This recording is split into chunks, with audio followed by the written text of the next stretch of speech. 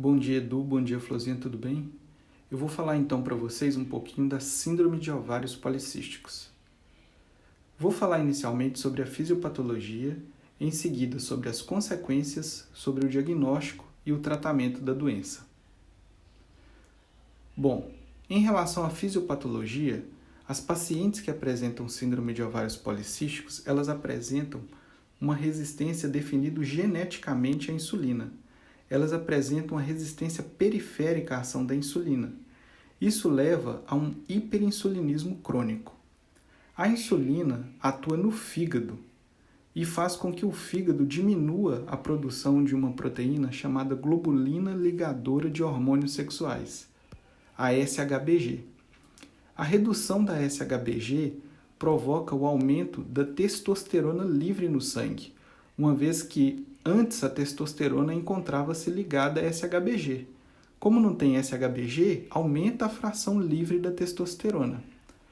Consequentemente, a testosterona atua na hipófise e provoca alteração da relação entre os hormônios FSH e o LH, entre os hormônios folículo estimulantes, que serve para recrutar os folículos ovarianos, e o LH, que serviria para induzir a ovulação. A alteração dessa relação provoca o recrutamento de múltiplos folículos ovarianos, sem que ocorra ovulação, e todas as consequências da doença. Vamos falar então das consequências da doença. Inicialmente, como a paciente apresenta uma resistência à insulina, que é definida geneticamente, ocorre o hiperinsulinismo crônico. A insulina é um hormônio anabólico e, como consequência disso, ocorre aumento ou ganho de peso, levando a paciente a ter sobrepeso ou obesidade.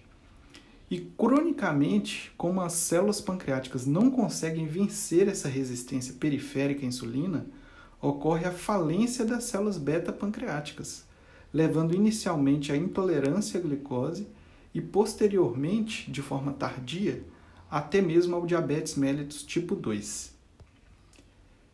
Eventualmente, pode-se constatar a resistência periférica à insulina no exame clínico por meio de evidências, por exemplo, como a acantose nigricans, que corresponde a uma hiperpigmentação da pele e um espessamento da pele, especialmente em áreas de dobra. Isso indica uma resistência periférica à insulina, que eventualmente pode ser constatada em alguns pacientes. Outras consequências da doença ocorrem devido à testosterona livre, que podem provocar acnes, queda capilar, calvície e pilificação em locais tipicamente masculinos. Como a queda capilar pode ocorrer também por causa de outras doenças, uma característica clínica que ajuda ou pode ajudar a diferenciar, claro que não de forma tão específica, mas ajuda um pouco a diferenciar a queda capilar provocada pelo hiperandrogenismo de outras causas, como hipotireoidismo, por exemplo, é a oleosidade com que ocorre. Na queda capilar provocada por hiperandrogenismo, os cabelos tipicamente estão mais oleosos. E em outras causas, como por exemplo o hipotireoidismo, geralmente encontram-se secos. Para caracterizar o hiperandrogenismo, para não ficar subjetivo, existe um score, que é o score de Ferriman e Galway. Esse score, ele caracteriza por 9 partes, 9 áreas do corpo, e cada área do corpo pode receber uma pontuação de 1 a 4. E você vai pontuando área por área do corpo, examinando a paciente. Após realizar o score, a paciente considerada com hiperandrogenismo é aquela que apresenta um score maior ou igual a 8. Outras consequências da doença nos ovários e endométrio é que nos ovários ocorre o recrutamento de múltiplos folículos. Porém, nenhum desses folículos atinge estágio necessário para que ocorra a ovulação, levando à anovulação crônica e diminuição da fertilidade por consequência. Além disso, as pacientes apresentam ciclo menstrual irregular, oligomenorreia, que corresponde a menstruar menos vezes do que deveria, e em alguns pacientes ocorre até mesmo a amenorreia. O hiperestrogenismo crônico, inclusive, é um fator de risco para o câncer de endométrio. Como nos ovários os folículos são responsáveis pela produção do estrogênio, e como a ovulação não ocorre a formação do corpo lúteo, que seria o necessário para produzir progesterona e contrabalançar o efeito do hiperestrogenismo. Como não ocorre a ovulação, não ocorre a formação do corpo lúteo e, consequentemente, a taxa de progesterona fica baixa, ocorrendo um hiperestrogenismo crônico, que é um fator de risco para o câncer de endométrio. Para realizar o diagnóstico da doença, inicialmente deve-se excluir outras causas que podem também levar ao hiperandrogenismo, como a hiperplasia adrenal congênita, a síndrome de Cushing, os tumores secretores de andrógenos, a hiperprolactinemia e as doenças da tireoide. Para realizar o diagnóstico da doença, posso usar 2 critérios, ou o consenso NIH ou os critérios de Roterdã. No caso dos critérios NIH, existem 2 critérios. É o hiperandrogenismo clínico ou laboratorial, ou seja, eu tenho que confirmar clinicamente, examinando a paciente, que ela apresenta sinais de hiperandrogenismo, como a pilificação típica em locais masculinas, ou acnes, com calvície, ou fazer a dosagem laboratorial dos hormônios masculinos e caracterizar que existe hiperandrogenismo. Além disso, a paciente deve apresentar disfunção menstrual, ou oligomenorreia, amenorreia. Quanto aos critérios de Roterdã, a paciente deve apresentar 2 de 3 critérios. Os 2 primeiros são semelhantes aos critérios do NIH, ou seja, hiperandrogenismo clínico ou laboratorial, óligo ou amenorreia, e existe aí um terceiro critério, são os ovários policísticos detectados a ultrassom. Mas preste atenção, não precisa necessariamente ter a ultrassonografia para fechar o diagnóstico.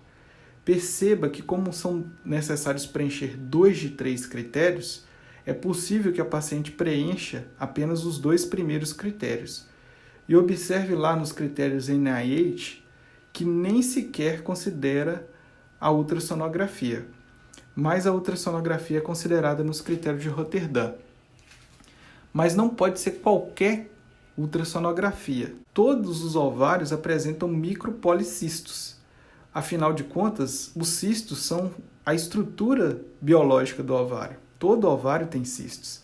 Na ultrassonografia, então, tem que estar escrito que tem que ter a presença de 12 ou mais folículos com 2 ou 9 milímetros, entre 2 e 9 milímetros, ou o volume total do ovário maior que 10 centímetros cúbicos.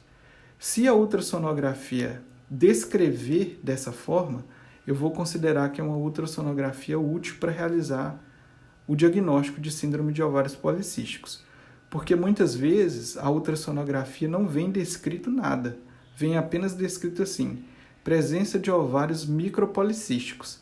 Mas isso aí é uma característica de qualquer ovário. O tratamento da síndrome de ovários policísticos, como a paciente apresenta resistência periférica à insulina, deve-se incentivar ou orientar modificações no estilo de vida, como dieta adequada, exercício físico, perda de peso. Tem pacientes que, inclusive, apenas com modificações no estilo de vida, conseguem regularizar o ciclo menstrual, voltar a ovular e até engravidar, apenas com modificações no estilo de vida. Porém, para alguns pacientes que, durante o segmento clínico, por exemplo, vêm aumentando de peso progressivamente, ou que já apresente uma intolerância à glicose ou obesidade, pode-se lançar mão da metformina, uma vez que a metformina diminui a ação periférica da insulina e pode favorecer no controle da doença. Para tratar a anovulação crônica, caso a paciente apresente o ciclo menstrual muito irregular, deve-se lançar mão dos anticoncepcionais orais. E para dificuldade de engravidar, pode-se usar aí os indutores da ovulação, como o citrato de clomifeno, por exemplo.